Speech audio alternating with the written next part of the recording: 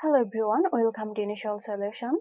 In this tutorial, I will show you how to make a cover page in Google Docs. So let's start the video.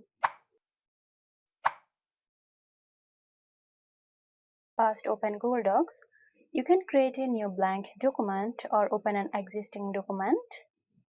Now click Center Align button in the toolbar.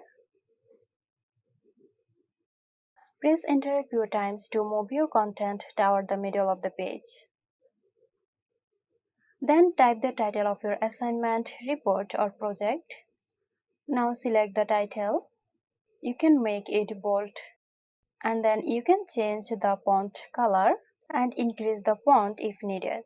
You can also select a professional font from here. Once the title is ready, below the title, add the required information. You can add your name, school or university name, course name, or instructor's name. If you want to, you can change the font size, color, insert an image, or change the text color. So that's it. I hope this video helped you out. Stay tuned for more helpful tutorials here at Initial Solution.